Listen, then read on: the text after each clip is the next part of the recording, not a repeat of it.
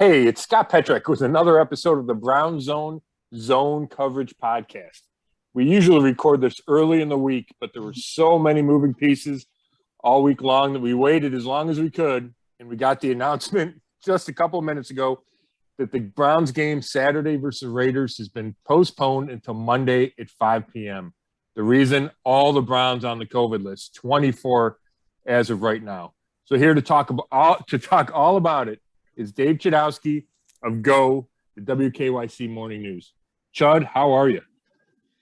This has just been a wild week, and I know for you, just every day, every minute, you've been following this and trying to figure it out, asking so many questions. So hats off to you. I know how much work you've put into this, and all of the beat writers and media that follow the Browns nonstop, and for all the fans out there. You know what? I feel good for the fans because this is what had to happen. I can't believe it didn't happen days ago, Scott.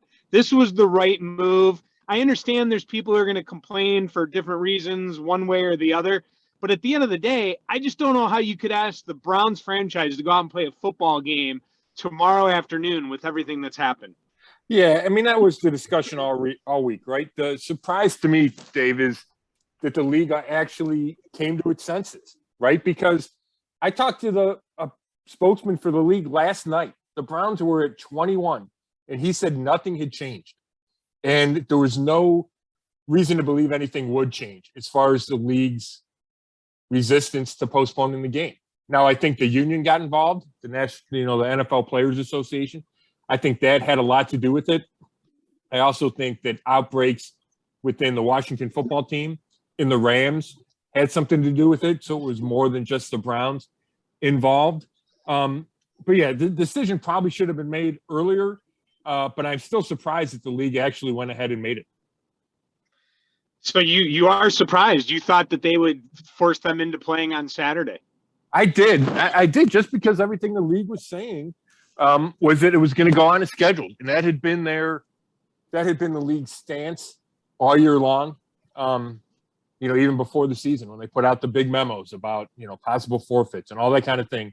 The intention was to play games on time. Now, these are extenuating circumstances. I believe the league is better off postponing the game, not just the Browns game, probably the other, the Rams and the Washington game as well. But I was not convinced it would happen, Chud. I really wasn't. Well, the thing I kept thinking about, though, was how they did this all the time last year. They kind of had a blueprint for it to be done. And I know this year things have been different than last year, but boy, it's starting to almost feel like it's worse this year than it was last year, at least right now. I mean, all year long, it's been okay. I mean, it's not okay, but you have guys that go on the COVID list, but it would just be a couple players or, a player here or there. But what's happening right now, I mean, this is way more than what we experienced last year. Yeah, I would say, I think the number of tests, the positive tests for sure, are higher. I know that there were records set this week, 3 straight days. I think the 3-day total eclipsed 100 or came really close to 100 positive tests, around the league. I think part of the resistance by the league was the fact that they hadn't had to reschedule any games this season, and they didn't really want to start in what week are we in? Week 15? Right, yeah. I'm not sure they want to do that. You don't have any bye weeks to play with. They don't want to give up the off week between the championship games and the Super Bowl.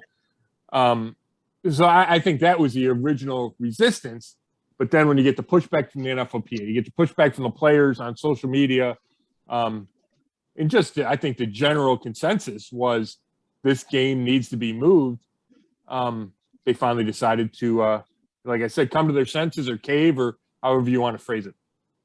It's just bizarre, and we're not doctors, and I don't want to get into all that. And trust me, on the morning show on Go, I'm talking COVID all the time. Yeah, I feel like I have a good understanding of what's going on, but at the same point, does anyone really? I mean, I just it's so bizarre because so many of these players are asymptomatic, and we're not talking about a situation here. I'm trying to figure out how to say this, but it just seems like not just in the NFL, the NFL is kind of an example of what's happening all over the place right now. So many people, I know so many people getting it right now, people that aren't experiencing symptoms. And it just seems to be, Scott, I got to tell you, I think we're in for a really wild month ahead in life. Yeah, there's no doubt. And it's scary, Chud. Everybody's trying to figure out Christmas plans, and, can we test? And if we test, does that mean we're okay? And, I was at the Boys and Girls Club thing with Baker on Monday, right? And then he tests positive Wednesday.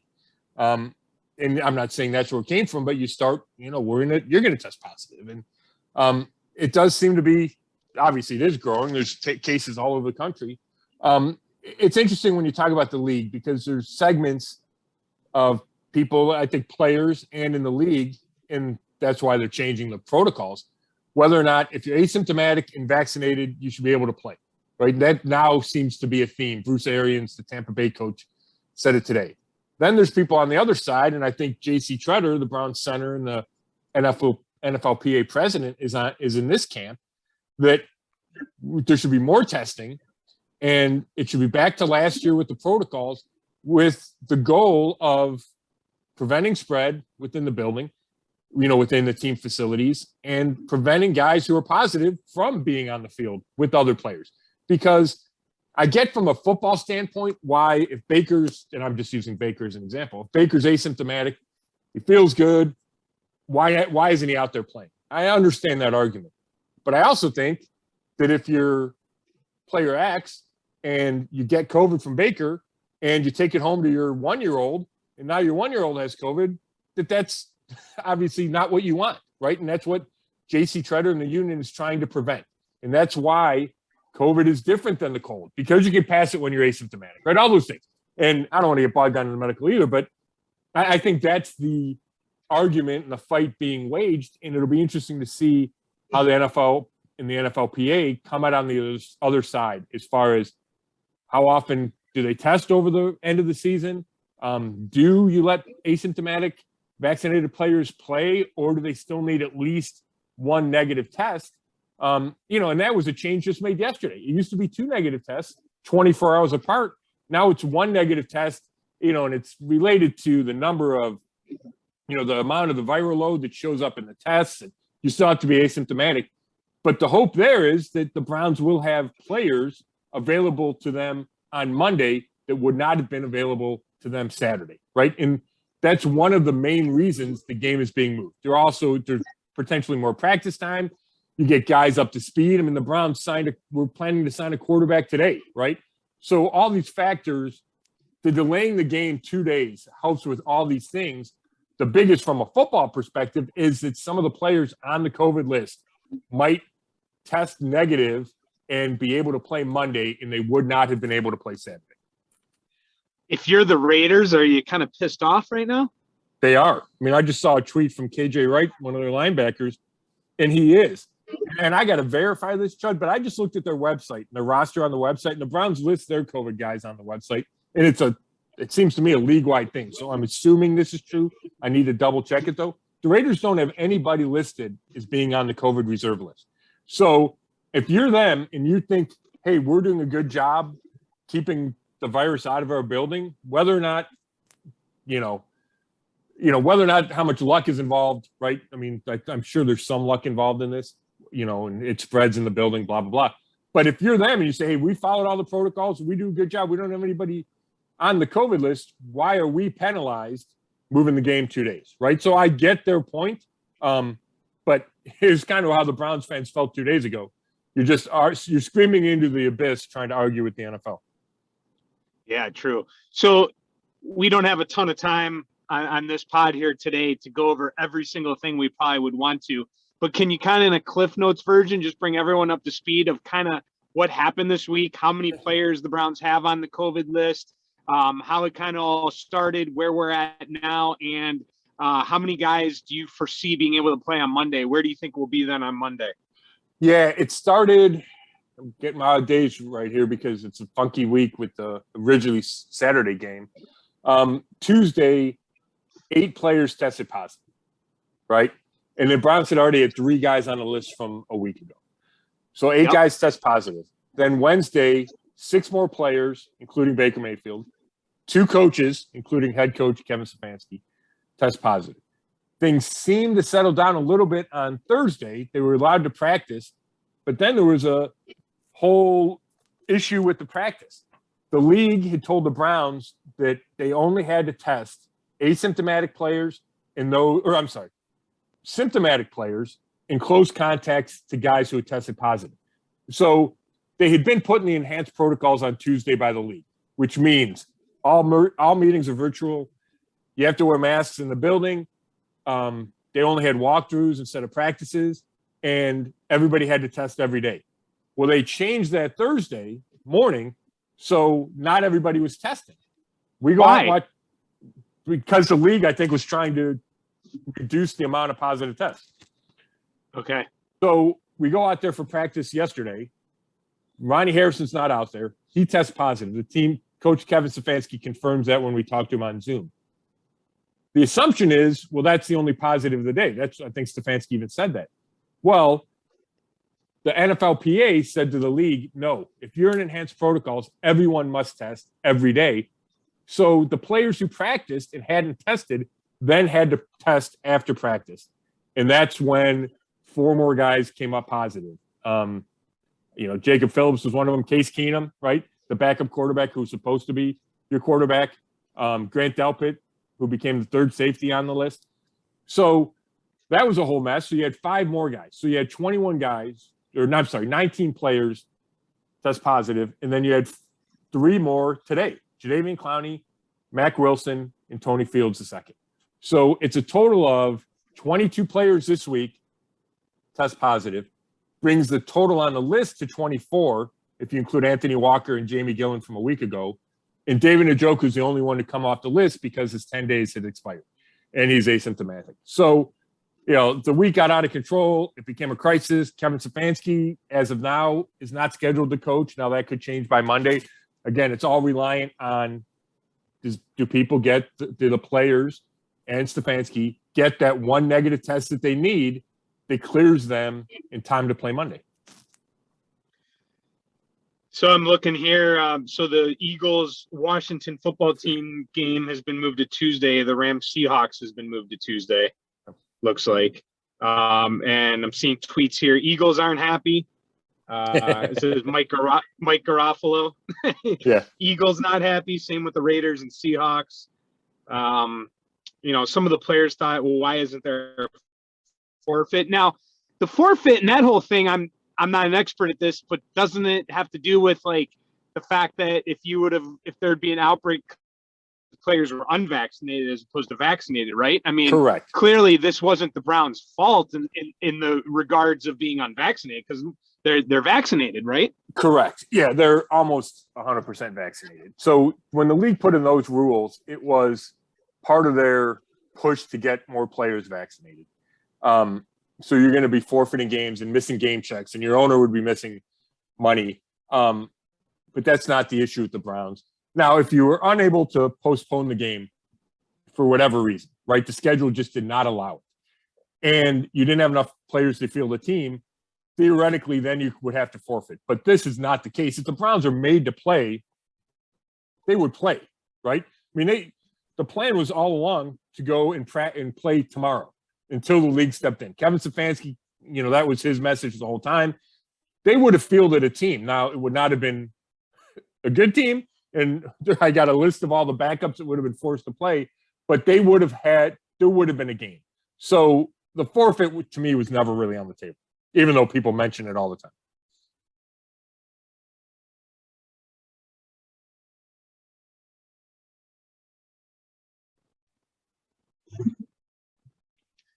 So this is good news right here, Scott. I'm not saying that I wanted to play tomorrow by no means, but I have to look at it from every angle. Before we break down the game, this is going to be tough on the other side because now you're going to play on Monday and then have that turnaround on Christmas Day against the Packers. And I understand teams are used to it when you play Sunday to Thursday, but the players typically hate that short turnaround. That's going to be pretty tough on the other end. Yeah, and I'm assuming the game's going to stay on Christmas Day. I think that's probably why it's Monday, not a Tuesday game. One of the reasons, because they will try to turn around and play Christmas Day. So, yeah, that's hard. I think from a playoff perspective, the Browns better beat the Raiders because it would have been really hard to beat the Packers, and it's going to be really hard to beat the Packers on a short week. And then after that, you get a long week before the Monday night game in Pittsburgh. So, yeah, it's going to be difficult. I think that matters. One thing like we should talk about, Chud, is I think the assumption is the Browns will get players back by Monday, right? At least they have a better chance. Now they've been out of the building. They've been, spread out on the practice field. You hope the positive tests are contained. You don't have another rash of tests, positives, and more guys can come back. Now, but there is a chance that you lose more players, right? The longer you postpone the game, and with the virus running amok, then there's a chance other players will test positive. I suppose there's a chance that some Raiders will test positive, and then how do you handle that, right? So I think that's also one of the reasons the league is reluctant to postpone games, is because you don't know what happens when you postpone it, and then you're up against it, right? Like if they can't play Monday, then what does the league do? And then things get even dicier. Sure. So let's, you want to get into breaking down the Raiders now a little bit and talk about, I guess how do you break down the Browns and you don't know for sure who's going to be the quarterback? You don't know whether Stefanski's going to be there. I don't know. I think we're kind of handicapped in that regard. We'll do the best we can. So I guess what are your thoughts about this game with what we know today? Yeah, it's interesting, Chad. I got this list, maybe we'll be able to do something close. If they play Monday night, I don't know if we can squeeze in one Monday morning. We'll see when we have a better idea. But, you could have Nick Mullins playing quarterback, right? He's started 16 games in the league. He's 5-11, threw for a bunch of yards. In fact, he's second all time behind Patrick Mahomes in yards and your yards passing in your first 16 starts. So at least he's played, never taken a snap for the Browns. Right now you're without Jarvis Landry, Austin Hooper, Jedrick Wills, Wyatt Teller. So without going through the whole list, because there's so many guys, there's not the only positions not affected, and in my mind, not affected significantly, is running back, and Kareem Hunt's been ruled out with an ankle injury. Now, I don't know if that changes by Monday. He didn't practice, Thursday, so I'm guessing he'll be out Monday. Kicker and long snapper. Everything else has been affected by COVID to a pretty high level, right, where you're missing starters and or backups. Malik McDowell is the D tackle. He's out. Clowney, Tack McKinley, Ifeadi Odenigbo. Those are your 2, 3, and 4 defensive ends are all on the list. You're down to 4 linebackers. Safety, you're missing your top 3 guys. You're missing both your nickelbacks. Now, maybe Greg Newsom can come out of the concussion protocol if the game's Monday. And that would be a big boost, right? But the point is the Browns they're decimated across the roster. So it's not like there's only one position and you go, okay, well, we can figure that out. MV Stewart would probably be playing nickelback, but he's probably your number 1 safety right now. So then what do you do? So that's why the Browns were in such a dilemma. And yeah, you can say, hey, Myles Garrett could take over the game, or it's going to be sloppy and you could run the ball 50 times, whatever. And the Raiders have their own issues, which they do. But the high number across so many positions and key players across so many positions really would have put the Browns in such a difficult spot that, I could have come up with the formula for them to win, but I don't know if I would have believed myself. Right. Well, one thing we do know, and you brought up that the Raiders seem to be fine when it comes to COVID, according to their website, but are they fine on the field? This is a team, that went in and just walloped Dallas in front of all of us on Thanksgiving. And they've really been a weird team to dissect, but they've had so many off the field distractions, and they've just been a back and forth team. And then they just got crushed by Kansas City. So how do you see this Raiders team? And I know it's hard because we don't know all of the pieces for the Browns, right? But I guess looking at the Raiders, don't you feel pretty comfortable that this is a team that the Browns should beat?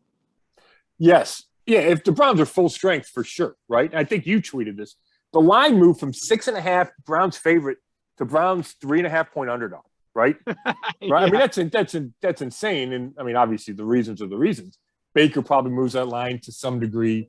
But then the volume of, players on the COVID list. But if you took that out of the equation, yeah, you would expect the Browns to win. The Raiders have lost 5 of 6. The only win is that Thanksgiving game, right, that you mentioned, right? They beat the Cowboys. When I look at the Raiders, here's what you have to worry about. They have a good pass rush with Max Crosby and Yannick Ngakoue. They're 2 ends. They're good. And they get pressure on the quarterback with only rushing the front 4. I think they're the lowest blitz team in the league, which makes things, difficult for the quarterback because they drop so many players in coverage. So you got to watch them on defense. They're missing their leading tackler. He's got, I think it's an ankle injury. Perryman, he's out. Or, who knows if this changes my money, right? The injury report could change my money too. On offense, the Browns get a big break because tight end Darren Waller is out. And I know Travis Kelce is probably the best tight end in the league, but Waller is right up there. He is phenomenal. It puts up huge numbers. Pro Bowler last year. He's out. Again, knee and backs. He's missed a couple games. I wouldn't expect him to play Monday. Maybe he could. But if he's out, that's a huge break for the Browns. What they have to worry about, Josh Jacobs is just okay as a running back. He's averaging less than 4 yards a carry. Gets a ton of touches. Had a good game last year. Remember the Raiders came here last year. It was sloppy outside, and they ran it 45 times all over the Browns. But overall, I'm not that worried about – wouldn't be that worried about Josh Jacobs. But Hunter Renfrow is a different animal. The guy is their slot receiver. Had 13 catches versus Kansas City, 3 straight games with 8 catches, at least 8 catches and 100 yards. And not only is he good, period. And I went back and watched the last 2 Raiders games, and he shows up on film all the time. And he's got Derek Carr thrown to him, and Derek Carr, he's one of those middle-tier guys, but I like him. I think he's got a lot of talent. But what worries you if you're the Browns is Hunter Renfrow lines up in the slot a bunch. And Troy Hill is out with COVID, and he's got a knee injury. Greg Newsome is still in the concussion protocol. Those are your top 2 nickels.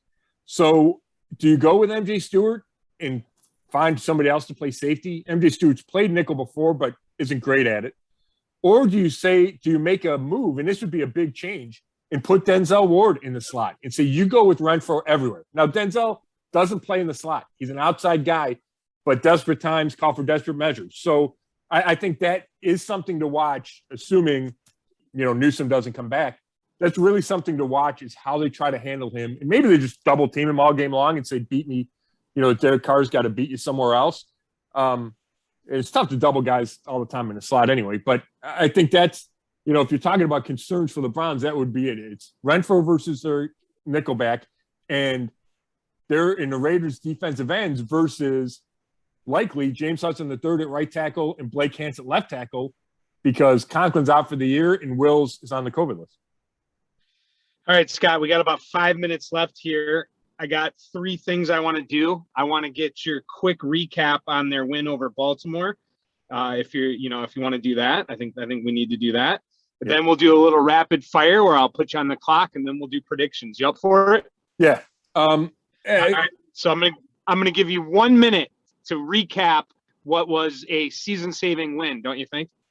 I do. Yeah, it was. Yeah. I mean, we talk about must win, but it was a huge game.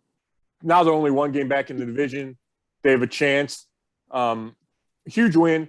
I thought they played really well, probably as well as they have since that Cincinnati game for about 3 quarters. And then they tried to give it away.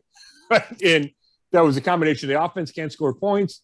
Chase McLaughlin misses a field goal that probably ends the game. They go up 18. The Ravens probably say, okay, the game's over. Instead, he misses. The Ravens are still 2 possessions down. It becomes a game. The defense gives us some points, some 4th down conversions after playing really well most of the game. And then they butcher the onside kick, right? All of it leads to, oh my gosh, it's an escape when for most of the game, it felt like a really positive win. So that's my take. I still think you can take positives from the game because there was a huge win that they desperately needed. That was 1 minute on the dot. You realize you just did that in 1 minute. You are a pro. I got a future in TV. Yeah, that's right. Wow, you've had a long-standing career on TV, my man. 1 minute right on the dot. Nicely done. All right, let's get to a quick rapid fire. I'm going to give you 10 seconds for each of these, and I know it's tough, but it's the rules. All right. I'm ready. Yep. Watching that game, did you think they would lose? No, I mean, when they got the onside kick, Chud, I understand people think, oh gosh, Justin Tucker's going to go kick the winner, but I never went there in my head. I think I still thought they would win the game. All right. Would have they won the game or lost the game had Lamar not gotten injured? Yeah, I mean, that's a great question. I'm still going to go with the win because they were up 10-0 when he went out, and they were playing well, and he was not. I mean, he was 4 for 4, but it wasn't like he was dominating the game.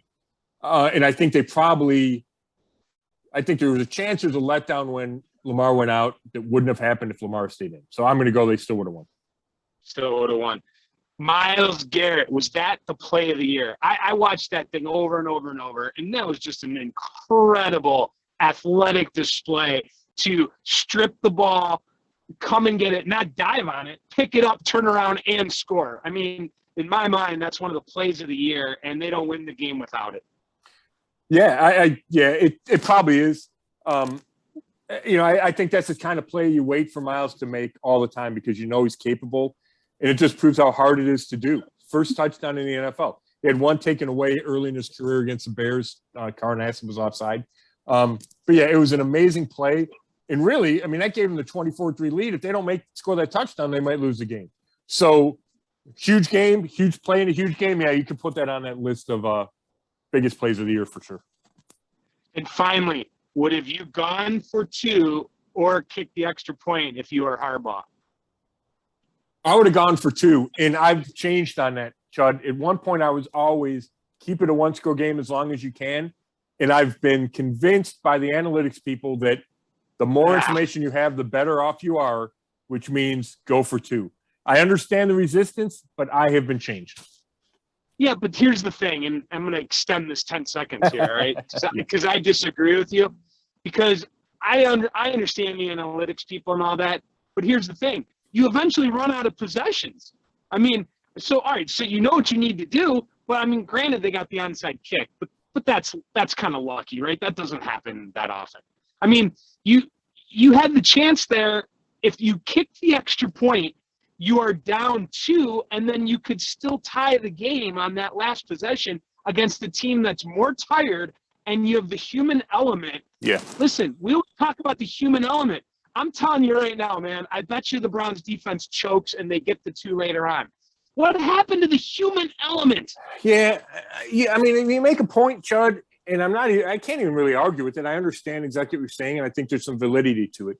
I also think and I think analytics people would argue with me on this point. I think when you score that touchdown matters, the decision to go for 1 or 2, depending on how much time's left in the game. Say for instance, you scored it with 30 seconds left and you're going to onside kick. Well, then obviously you kick the extra point because you're only going to get the ball once. So I think there's a time there where there's a point in the game where that changes from when it makes sense to go for 2, when it makes sense to go for 1. But there's probably enough time left for the Ravens that it made sense to go for 2. I mean, I think that does factor in. Yeah. But I do get your point. I really do, and I understand something psychologically about, man, they could tie us on this possession, and you don't have that if you miss the 2-point conversion. So I get it. But yeah. I also trust the geniuses coming up with these analytics models. And I think if there was 11 minutes left in the game, then maybe I agree with you and the analytics part of it more because you know what you have to do. But I just felt like there wasn't that much time left in the game. But I mean, Obviously they did almost win it because they got the onside kick.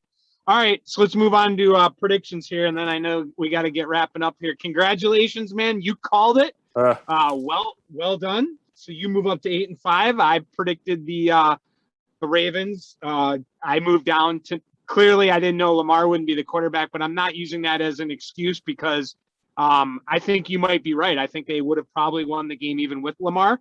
So that's not an excuse. I got it wrong. I'm 9-4. You're 8-5. I'm glad that you got it right. Nicely done. And how do you predict this one though? I almost feel like this is unfair. It is, and we should probably tweet out Monday our real predictions, or I'll probably have to do it Sunday night for the paper. Okay. Yeah, but I mean, let's do it for giggles here. I probably would have gone with the Raiders before the postponement, just because it feels like too much to overcome. And the Ravens aren't out of the playoffs, and they probably look at this as a chance to get back in the playoffs. So, having said that, I would have given the Browns some chance to win the game. I think the 2 extra days helps, regardless of who comes back, but I expect at least some players to come back. I don't know what that number would be. So I'm going to go Browns, Chud. I think it's going to be a sloppy game, assuming not everybody's back. I'm going to go like 17-16, something like that, and the Browns figure out a way to win. Yeah. I hear that. Yeah. I'm going to go Browns as well. I'm not going to spend a lot of time on it. I agree. I think the Browns are going to find a way to get it done, especially if they get some of their important players back.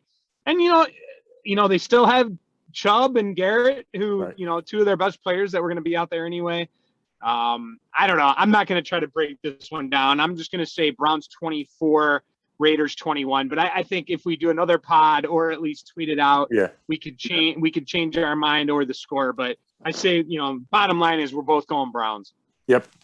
Cool. Hey, Chud, thanks so much for fitting this in, working with the craziness of the schedule of the week.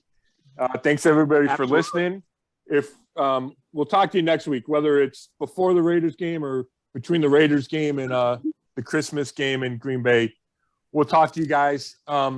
Appreciate you listening. You can check out all the breaking news and the Brown stories on brownzone.com, sponsored by Fligners. So thanks again. This has been the latest episode of the Zone Coverage Podcast.